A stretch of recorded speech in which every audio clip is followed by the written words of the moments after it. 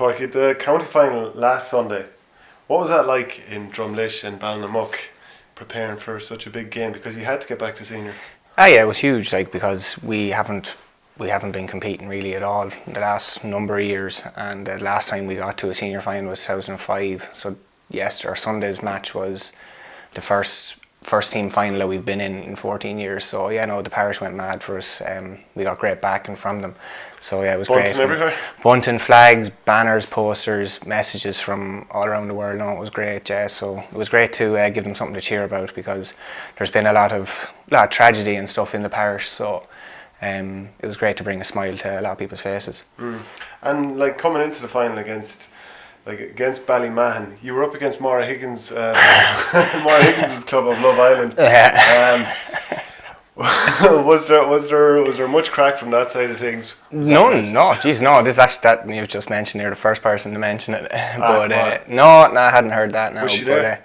I can't confirm that now. No, I no idea. But no, that, like, we figured that was going to be tough. We hadn't beaten Ballymahon in championship, I think, since like 2003. Like, I've been on since I started, with it giving us a number of trimmings, and I think Sunday was the first time I'd ever beaten them in championship. So what was it like? You scored 1-3 in the game. What was it like then when the final whistle went and you knew we've got the Jerry Hennessy Cup and we're going back to senior?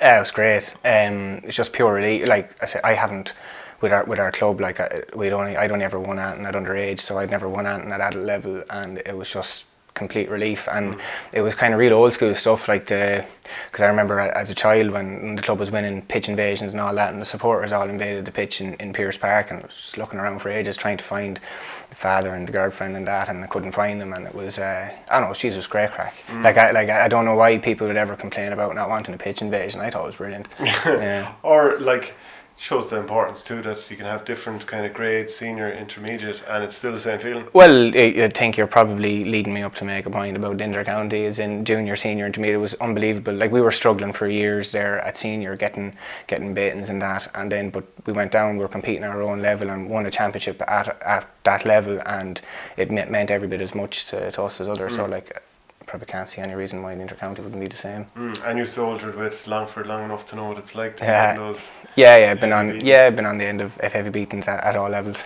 So what was it that turned it around for you this year? You have in goals Paddy Cullen, who's the Longford goalkeeper. You had another player, your captain, who came back from being away. Yeah, Darren Farley returned. He was in America for a couple of years. He actually captained the Longford team over in New York that won the senior championship last year. So like, a really quality player. He came back. That was a big help.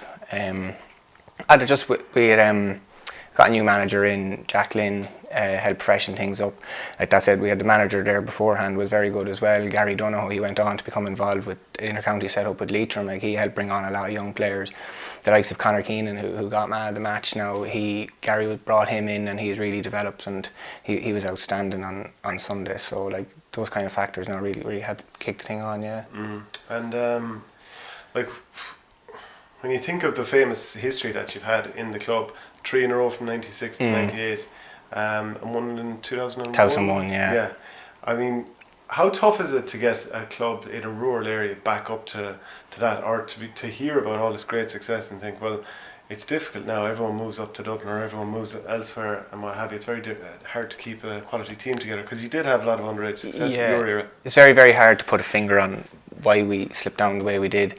A lot of internal factors and external factor, immigration, just lads deciding that other things were higher priority in their lives. And yeah, it is really, really hard to know. But like, losing players, we lost a lot of players that would have played like county minor and county under 21. They moved away for various reasons, and that was a big reason in our decline. When we started off first as well, like that great team that we had, they're obviously that bit older, so we were kind of left with a very young team, and that transition didn't work out too well for us. And you have the famous marquee in Drumlish, which anyone in the area knows is a huge festival for a couple of days.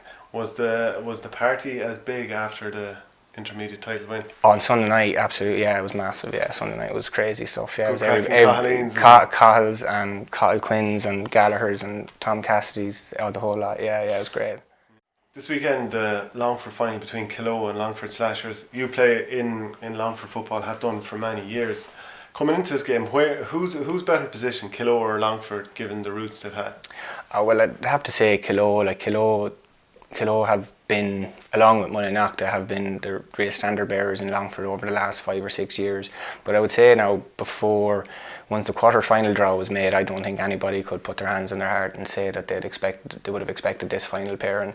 Killoe came out on the same side as Mullinacha, and Slashers would have been on the same side of the draw as Abilara. I'd say most people would have been expecting a repeat of the last 3 finals. Because Mullinacha are 3 in a row champs. Yeah, Abilara have been in 4 finals. 4, they were going for 5, yeah. So I'd say most people would have expected that. But then when Killoe knocked out Mullinacha, I think that blew the whole championship wide open. So it's like everybody saw it then as a massive opportunity to try and get a county title that they might not otherwise get if Mullinacha were still there.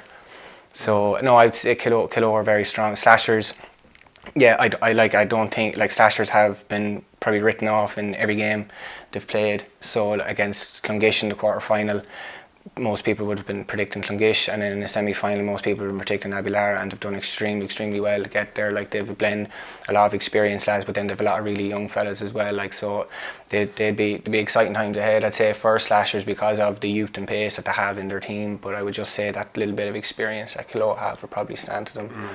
Who would people know? Well, like, people would know Mickey Quinn, of course, plays for Killoe. Pauric and Sean McCormick could probably be 2 of the standout players.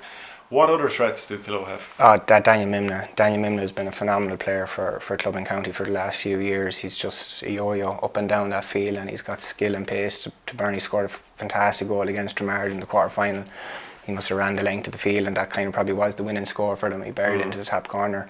A big thing for Killoe is the return of Simon Kiernan for them. He hasn't played for the last number of years. He's 6'6", built accordingly, and he can play football. Like, what was he away for?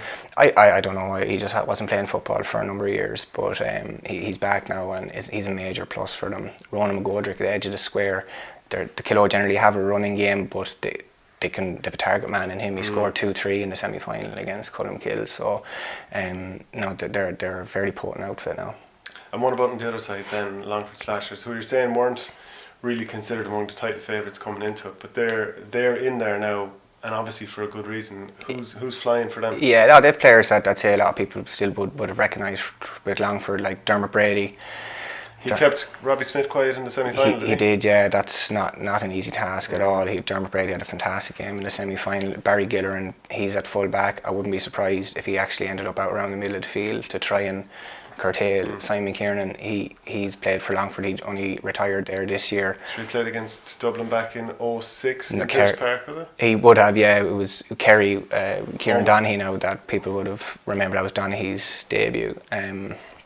But Peter Foy has played for Longford as well. He's there with them. Niall Mulligan has played for Longford. They've a rake of young lads of 4 Clark brothers. They're all very handy footballers. Andrew Dalton at midfield he's a Daniel Mimna style player now. He'll be going up and down the field. I wouldn't be surprised if there was a match up there between the two of them.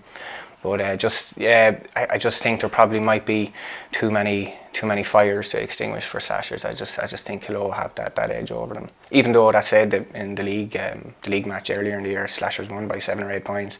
Now league is league, and Killoe would have been missing a few lads, but still, Slashers will absolutely, if they will believe that they can beat Killoe. And Killoe won a couple of titles more recently, like just before Mullinacha went on their 3 in a row run. Yes, yeah, Killoe did back to back in 2014 and 2015. Then Mullinacha done their 3 in a row, and then before that, Slashers won in 2010, 11, and 13. And Killoe won this Killoe team. They won their first one in 2012. So this is a decider of the decade, then, isn't it? Yeah, it would be. Yeah, in the decade. I'd have to give the nod to Killoe to win it. I think so. Yeah. But they'll still have to go and win Leinster if they're going to trump Mullinacha. I don't know. I'd say they'd be more than happy just to win the Conley Cup now at this stage. Alright, thanks, Pauric. No bother.